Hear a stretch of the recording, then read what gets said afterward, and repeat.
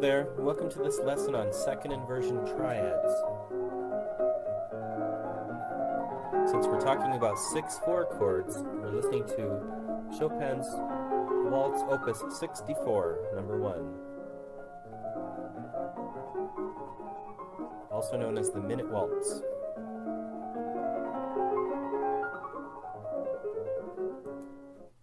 Okay, let's get started. Second inversion triads, or 6/4 chords, are definitely much less stable than chords in root position or first inversion. You shouldn't use them in place of root position chords. Their function is not the same. So we only use 6/4 chords in specific types of situations, and there's 4 types of situations where you'll typically find 6/4 chords. First of all, you have cadential 6/4 chords, then arpeggiated 6/4 chords, passing 6/4 chords, and pedal or neighbor 6/4 chords. To remember these, I remember CAP, and then I use the neighbor CAPN or cap'n to remember the 4 types of 6/4 chords. All other uses of 6/4 chords are incorrect, so don't write them in any other situation. Now let's look at each one of these 4 types. First we have the cadential 6/4 chord. This is a 1/6/4 chord that precedes a 5 chord before a cadence, as in this example.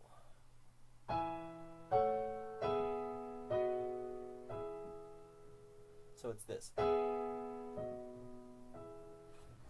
Very common type of event before a cadence, and this cadential 6/4 chord has a dominant function rather than a tonic function because it's essentially embellishing this 5 chord that follows it. So it's a 5. Dominant function, you put those together, then resolve to tonic. When it resolves to a 5 chord, the 6 goes down to 5, the 4 goes down to 3, and the bass note is always doubled. So those 2 upper voices move down by step, and there's a doubled bass note. The cadential 6/4 is also in a stronger metrical position than the 5 chord that follows it. So we can sort of see those things working here.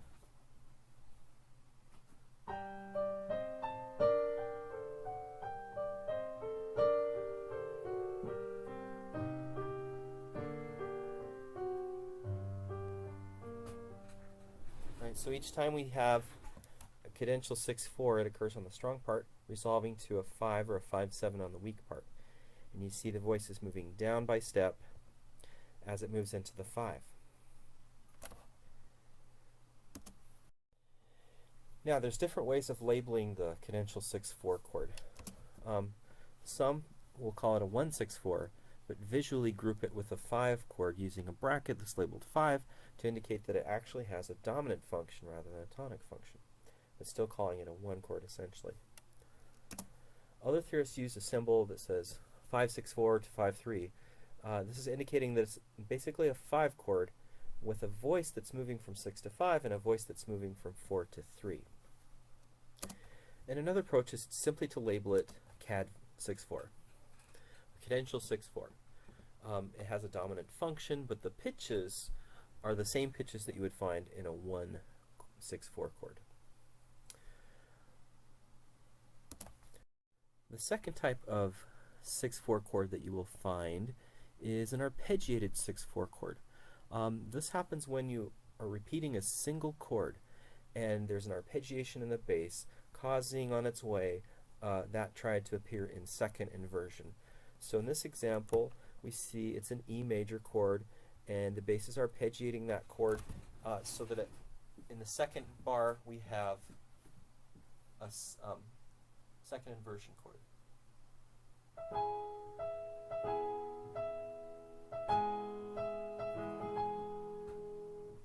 Okay, so that's an arpeggiated version of the 6/4 chord, and again, when you spell this, the bass note will be doubled, as with the cadential 6/4. When we're analyzing music with 6/4 chords in it, when the chord is being inverted, we don't need to label every new arpeggiation unless it seems like a particularly strong instance of that. And if you do label that inversion, you really only need to provide the inversion symbol. So here's an example of arpeggiated 6/4 chords in My Country 'Tis of Thee, and you'll notice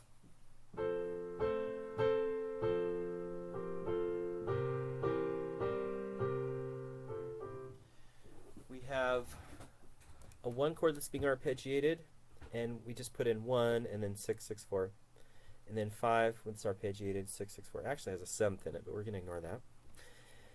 And on a deeper level, what this is indicating is that this is just an arpeggiation of 1, and this is an arpeggiation of 5.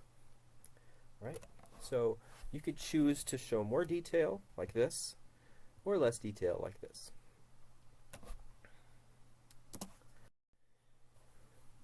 The third type of 6/4 chord is the passing 6/4. This is when you use it as a passing chord between the root position and the first inversion of some other chord.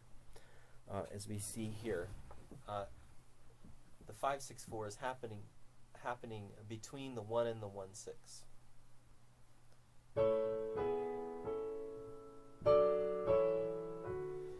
Basically, I'm just passing between two inversions of the 1 chord and then the 4 chord, and what happens in between ends up being a 6/4 chord.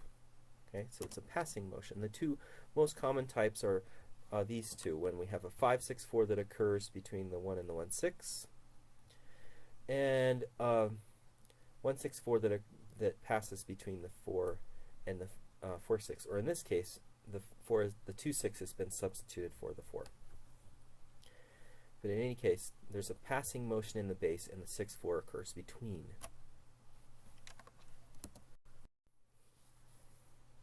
The last type of 6/4 chord is known as either a pedal 6/4 or a neighbor 6/4, depending on how you look at it. This occurs when the 3rd and the 5th of the root position triad move up by step to a 4 and a 6. This creates a 6/4 chord, and then they step back down again, like that. So it's like a couple of neighbor tones. That's where the term neighbor 6/4 comes from. But if you look at the bass, it's not moving. So that's the pedal, so it could also be seen as a pedal 6/4. The two most common types are the 4/6/4. This is a neighbor to the 1, it elaborates the 1 chord, and the 1/6/4 between the 5 chord. Right? So those are pedal 6/4s. As with all the other 6/4 chords, when you're writing these, you should double the bass note. And the other two voices just move up by step and then back down. And the bass note stays on the same note like a pedal. So if I started off here with a single chord and then just keep the pedal, and then the other two voices move up by step and then move back down. Okay, so those are the 4 types of 6/4 chords that you'll find. If you've tried to write any other type of 6/4 chord, it's not being used correctly. This is an unstable chord that only really arises in certain situations. Okay, I think you're ready to take the quiz.